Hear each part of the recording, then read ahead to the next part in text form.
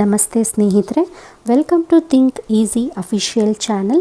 ಇವತ್ತು ನಾನು ಮಾಡ್ತಿರೋ ರೆಸಿಪಿ ಯಾವುದು ಅಂತ ಅಂದರೆ ಒಂದು ಡಿಫ್ರೆಂಟ್ ಆಗಿರೋ ರೆಸಿಪಿ. ಎಲ್ಲ ವೆಜಿಟೇಬಲ್ಸ್ನ ಯೂಸ್ ಮಾಡಿಕೊಂಡು ಮಾಡೋ ಅಂಥ ಹೆಲ್ದಿ ಆದಂಥ ರೆಸಿಪಿ.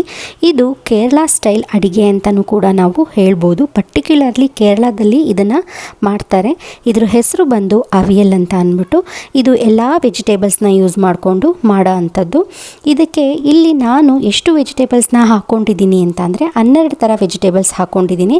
ಇಲ್ಲಿ ನೋಡ್ತಾ ಇರೋಂಗೆ ಬೀನ್ಸು, ಕ್ಯಾರೆಟು, ಗೋರಿಕಾಯಿ, ತೊಂಡೆಕಾಯಿ, ಹಾಗಲಕಾಯಿ, ಆಮೇಲೆ ನ್ಯೂಕೋಲು, ಸುವರ್ಣಗೆಡ್ಡೆ, ಆಲೂಗೆಡ್ಡೆ, ನುಗ್ಗೆಕಾಯಿ, ಕುಂಬಳಕಾಯಿ, ಬಾಳೆಕಾಯಿ ಎಲ್ಲ ಥರದ್ದು ಹಾಕ್ಕೊಂಡಿದ್ದೀನಿ. ಆಮೇಲೆ ಮಸಾಲೆಗೆ ಬಂದು ತೆಂಗಿನಕಾಯಿ, ಸ್ವಲ್ಪ ಜೀರಿಗೆ, ಸ್ವಲ್ಪ ಚಿಕ್ಕ ಈರುಳ್ಳಿ, ಹಸಿಮೆಣಸಿನ್ಕಾಯಿ, ಕರಿಬೇವು. ಇದನ್ನೆಲ್ಲ ಹೇಗೆ ರುಬ್ಬಬೇಕು ಅಂತ ಅಂದರೆ ತರಿ ಆಗಂಗೆ ರುಬ್ಬಬೇಕು. ನೀರನ್ನು ಬಳಸ್ಕೋಬಾರ್ದು ಇಲ್ಲಿ. ಅದಾದಮೇಲೆ ಪ್ಯಾನಲ್ಲಿ ಅಥವಾ ಕುಕ್ಕರಲ್ಲಾದರೂ ಕೂಡ ನಾವು ವೆಜಿಟೇಬಲ್ಸ್ನ ಬಾಯ್ಲ್ ಮಾಡ್ಕೊಳ್ಬೇಕು. ಆಮೇಲೆ ಏನು ಮಸಾಲೆನ ನಾವು ರುಬ್ಕೊಂಡು ಇಟ್ಕೊಂಡಿರ್ತೀವೋ ಆ ವೆಜಿಟೇಬಲ್ಸ್ ಒಳಗೆ ನಾವು ಈ ಮಸಾಲೆನ ಹಾಕಬೇಕು.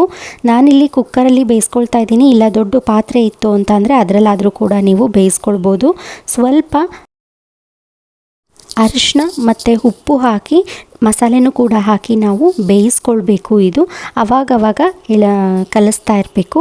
ಫೈನಲಿ ವೆಜಿಟೇಬಲ್ಸ್ ಎಲ್ಲ ಬೆಂದಿದೆ ಅಂತ ಅಂದಾಗ ಮೊಸರನ್ನ, ಹುಳಿ ಇಲ್ದಲೇ ಇರೋ ಮೊಸರನ್ನ ಹಾಕ್ಕೊಳ್ಬೇಕು. ಅದ್ರ ಮೇಲ್ಗಡೆ ಕರ್ಬೇವಿನ ಸೊಪ್ಪು ಕೂಡ ನಾವು ಹಾಕ್ಕೊಳ್ಬೇಕು. ಫೈನಲಿ ಎಲ್ಲ ರೆಡಿ ಆದಮೇಲೆ ವೆಜಿಟೇಬಲ್ಸ್ ಕೂಡ ಬೆಂದಿದೆ ಅಂದಮೇಲೆ ನಾವು ಸ್ವಲ್ಪ ಮಟ್ಟಿಗೆ ಕೊಬ್ಬರಿ ಎಣ್ಣೆನ, ಫ್ರೆಶ್ ಕೊಬ್ಬರಿ ಎಣ್ಣೆನ ಹಾಕಬೇಕು. ಫೈನಲಿ ನಮ್ಮದು ಅವಿಯಲು ರೆಡಿಯಾಗಿರುತ್ತೆ. ಸೊ ಹೆಂಗಿರುತ್ತೆ ಅಂದರೆ ಟೇಸ್ಟು ತುಂಬ ಚೆನ್ನಾಗಿರುತ್ತೆ. ವೆಜಿಟೇಬಲ್ಸ್ ಕೂಡ ಎಲ್ಲ ಹಾಕಿರೋದ್ರಿಂದ ಹೆಲ್ದಿಯಾಗಿ ಕೂಡ ಇರುತ್ತೆ. ನಾವು ಹಾಗಲಕಾಯಿ ಹಾಕಿದ್ದೀವಿ ಅಂತ ಕಹಿ ಕೂಡ ಬರೋದಿಲ್ಲ. ಸೊ ಫೈನಲಿ ತುಂಬ ಚೆನ್ನಾಗಿರುತ್ತೆ. ನೀವು ಕೂಡ ಟ್ರೈ ಮಾಡಿ ಟೇಸ್ಟ್ ಹೇಗಿದೆ ಅಂತ ನನಗೆ ತಿಳಿಸಿ. Thank you.